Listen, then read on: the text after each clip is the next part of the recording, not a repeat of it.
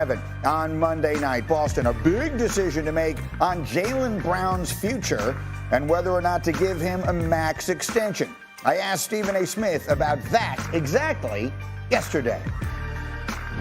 You give him $59 million a year to keep him in Jaylen Brown? Yes. No. I don't think you give. First of all, I don't think you give him that much. Period, because he's not your number one option. Mm-hmm. That kind of money is reserved for number one. So then, what if he says to you, guy. Either give it to me or I want out? Well, excuse me. I mean, there's a guy by the name of Damian Lillard in Portland. I wouldn't mind getting somebody like him, who's a closer, by the way, who's a point guard as a closer, who's a sniper. We got all of that stuff going for ourselves if you're Damian Lillard. But Jaylen Brown, I think the real challenge is that he has aspirations for being that number one guy, and that is never going to happen with Jason Tatum.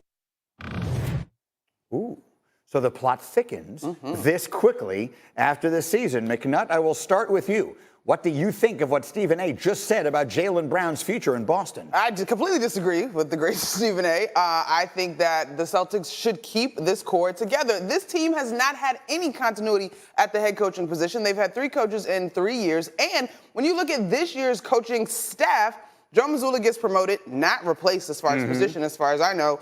Damon Stoudemire and Will Hardy both leave. Reinforce this coaching staff and run it back. These guys are young. They've been very close. They have an exceptional amount of experience in big-time games at their age. I don't buy it.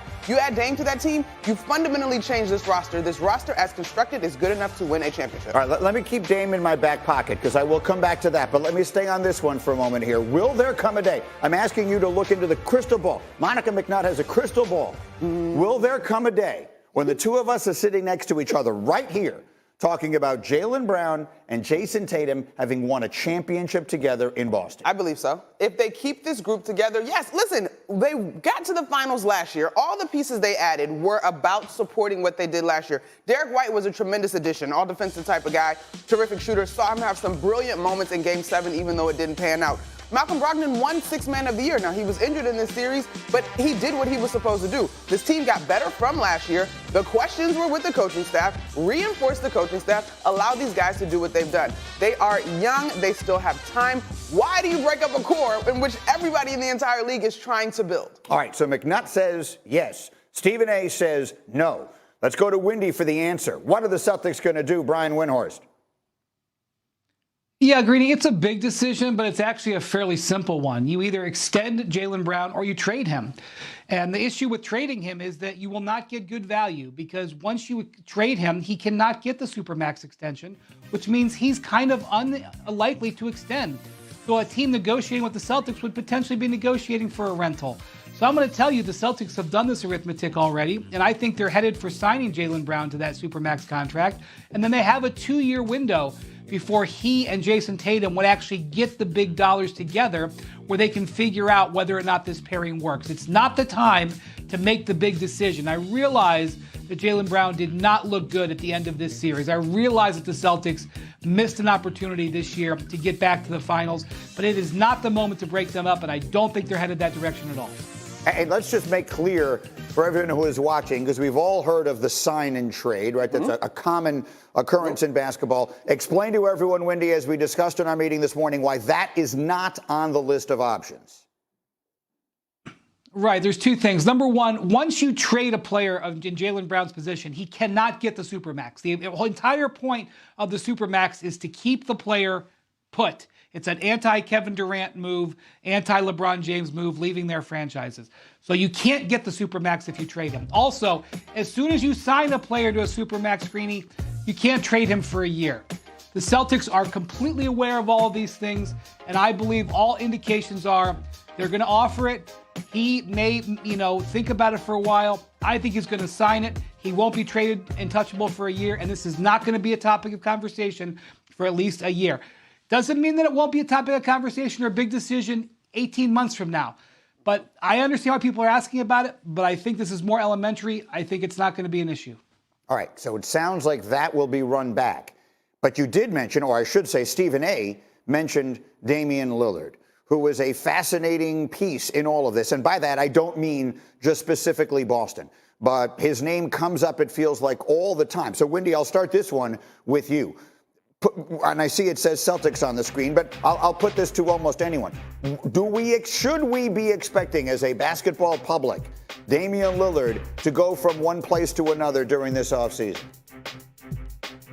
Oh, now you've identified something that is a real thing. Probably one of the biggest things in the NBA. What are the Trailblazers going to do with that number 3 pick? Because, Greeny, at the end of the season, this is not sources said. This is what I'm hearing. These are from Dame Lillard's own mouth. He is not interested in the Blazers acquiring players that take 2 or 3 years to develop.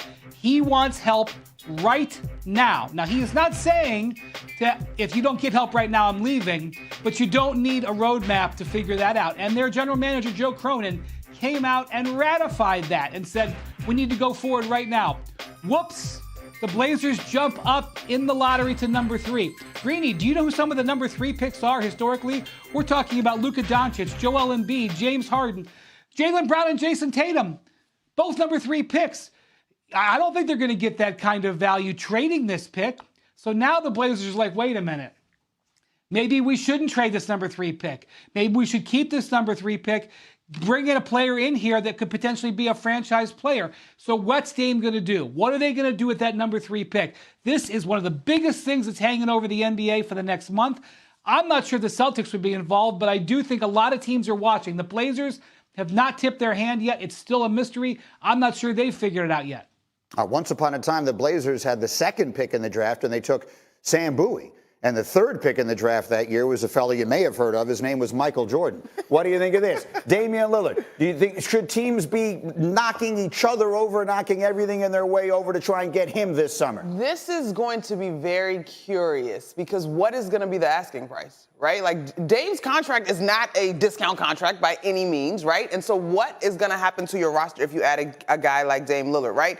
I think he was hanging out in New York, right? He was at the Brooklyn series. So either of those New York teams, hypothetically, have no idea if this is under consideration. But Brooklyn in particular, I mean, you got a bunch of different wing pieces. As I understand it, they don't want to move Mikal Bridges. Like, as with any trade, how badly are you going to have to gut your roster to make this guy be a part of this team? And then what does the supporting cast look like, right? No doubt, Dame's a closer, multi-time All-Star, All-NBA. Like, the accolades go on and on. But is it just going to look like Dame in Portland in the Eastern Conference potentially, right? And so I don't know who's best suited. Brooklyn could be kind of curious. They got a bunch of different role guys that I think have value, but you got to find the best fit. That's one to watch, right over my shoulder in Brooklyn behind us. In the meantime, the team that basically Dame has never been able to get through in the West is Golden State. But that's another team suddenly with an uncertain future. Yesterday, Bob Myers stepped down as the franchise's president and GM. He's the man who built this thing. He's the 2-time executive of the year. He told ESPN, quote, "It's just time," reportedly declining a lucrative new deal. Here was Myers talking about the future of that franchise. You know, I've only known how to do things one way my whole life, is kind of all the way. And it doesn't feel right to do something when I can't give it everything. And that's what it takes to do what we've done over the last, for me, 12 years. We're going to win no matter what. I don't care what the rules are. We are going to figure out a way to do it. That's what good organizations do. They figure out a way to win the game. And our game is to win